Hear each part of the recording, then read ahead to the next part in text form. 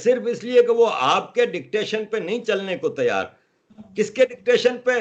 उन वर्दी वालों पे जिनको हम तनख्वाह देते हैं, जो कॉन्स्टिट्यूशन की सुबह से शाम मां बहन एक करते हैं, जिन्होंने बलात्कार किया इस कॉन्स्टिट्यूशन का, उनसे हम डिक्टेशन लें। जिस दिन इस पाकिस्तान में इंसानों की हुकूमत आ जाएगी, महज़िब हुकूमत आ जाएगी, ये बाजवे पाजवे सारे वर्दी वालों को लटकाया जाएगा अदालतों के जरिए। इन लोगों ने क्राइम्स अगेंस्ट ह्यूमैनिटी किए हैं, पाकिस्तानियों को मारे हैं। मुझे बताएं दुनिया में एक हिस्ट्री में आर्मी जो अपने ही बंदों का कत्लेआम करे।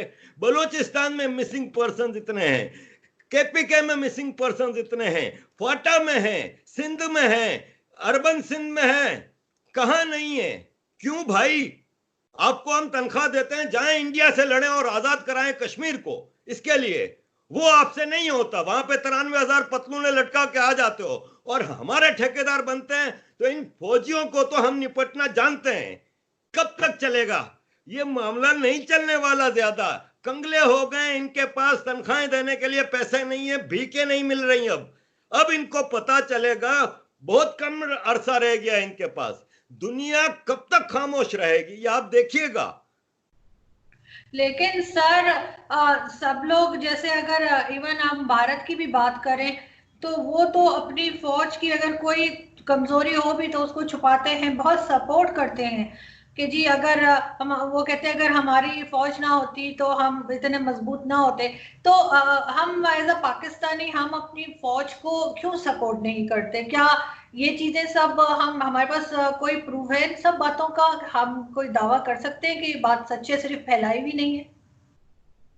देखें, इंडिया की आर्मी कोई अस्करी सीमेंट नहीं चलाती, कोई शादी हॉल नहीं चलाती, कोई जमीनों पे कब्जे नहीं करती, कोई डीएचए नहीं बनाती, कोई बहरिया टाउन बना के एक दुनिया के करप्ट तरीन जाहिल तरीन इंसान को मलिक रियाज बना के पाकिस्तान का अमीर तरीन आदमी नहीं बनाती भारतीय फौज।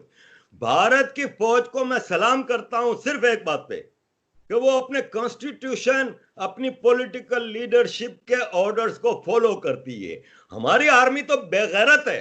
हमारी आर्मी को हम सपोर्ट करेंगे जिसने हमारे अपने भाइयों को मारा है। बांग्लादेश का जेनोसाइड आपको याद होगा, या इसको आप डिनाई करेंगी? क्या वहां पे बंगाली औरतों का जो बलात्कार हुआ है, या जो पाकिस्तानी नहीं थी? किस बुनियाद पर उनका? जिस पे मर्जी आई रॉ का ठप्पा लगा दिया कि जी रॉ एजेंट है, उन पर ऑपरेशन करेंगे। साले तुम अमेरिकन एजेंट हो, सारी जिंदगी अमेरिका की गुलामी की है। जिसने उसामा बिन लादेन को पकड़ाया था, कर्नल इकबाल सईद, उसके घर की वीडियो कल रात वायरल हो रही है, जिसमें है वतन के सजीले जवानों गाना गा रही है। और ये जितने कर्नल पर्नल सारे भागे हुए अमेरिका में अय्याशी की जिंदगी गुजार रहे हैं, हाथ में विस्की के गिलास पकड़े हुए हैं। ये फौज की हम इज्जत करें? ये बाजवे की, ये शरीफ की, ये राहिल शरीफ जो इतनी बड़ी बड़ी बातें करता रहा, 1 अरब 26 करोड़ रुपए की जमीन दी है इसको, क्या इसकी खिदमत है सिवाय लूटने के, सिवाय 7 स्टार फोर्सेस के? और दुनिया की पहली आर्मी है जिसका आर्मी चीफ रिटायर होता है, दूसरे दिन किसी और मुल्क की नौकरी करने चला जाता है। इतना स्ट्रेटेजिक पोजीशन होती है। जिसका आईएसआई चीफ पाशा शेखों के जूते चाट रहा है। पाकिस्तान की न्यूक्लियर आर्मी का चीफ शुरता बना हुआ है शेख मोहम्मद का। इस फौज की मैं इज्जत करूं? अरे लानत भेजता हूं मैं इस फौज पे। पाकिस्तान मेरा जिंदाबाद है, पाक फौज मेरे लिए मुर्दाबाद है। लेकिन सर अगर पाक फौज ना होती तो आपको नहीं लगता कि अफगानिस्तान होती तो पाकिस्तान एक जन्नत होता? पाक फौज के होने से कुछ नहीं हुआ। हमने 55% पाकिस्तान इसी पाक फौज के होते हुए खो दिया। हमने, पाक फौज ने हमारे लिए क्या किया है? पाक फौज ने अफगान वार के जरिए ड्रग्स और हथियारों का अंबार लगा दिया कराची में और पाकिस्तान में। इस फौज की कोई एक खिदमत तो बताएं। या इन्होंने जाके आपका पीओके आजाद करा दिया है, या इन्होंने कई जन्नत शहद की नहरें भी चला दी हैं। अरे पानी तक कराची का ये सप्लाई करते हैं। ये बेगैरत करबला वाले यजीद से बड़े काफिर हैं। सर इनके, आज भी मैं एक टॉक शो देख रही थी रिपब्लिक भारत पे, तो उसमें उनके, मुझे नहीं पता अपोजिशन के थे या कोई एनालिस्ट थे, ये मैं, मुझे नहीं समझ आई, लेकिन कोई थे जो ये कह रहे थे कि सारी दुनिया चाइना के साथ खड़ी है और भारत अकेला है। तो उस पर खैर दूसरी साइड जो लोग थे वो इस बात से एग्री नहीं कर रहे थे। तो आपको लगता है कि सब लोग चाइना के साथ हैं, भारत के साथ ऐसा कोई नहीं खड़ा हुआ? सिवाय पाकिस्तान के किसने बयान दिया है कि मैं चाइना के साथ खड़ा हूं? व्लादिमीर पुतिन ने तस्वीर लगाई है, आई स्टैंड विथ इंडिया। सबने, ट्रंप ने भी तस्वीर लगाई, I stand with India. European union ने क्लियर कट मैसेज दिया है कि वी स्टैंड विथ इंडिया। अरे कल in world international court of justice में यूरोपियन यूनियन ने चाइना से ट्रेड एग्रीमेंट का बहुत बड़ा एग्रीमेंट जीता है, और चाइना को फाइन और बहुत जबरदस्त पनिशमेंट दी गई है। यूरोपियन यूनियन स्टैंड करती है इंडिया के साथ।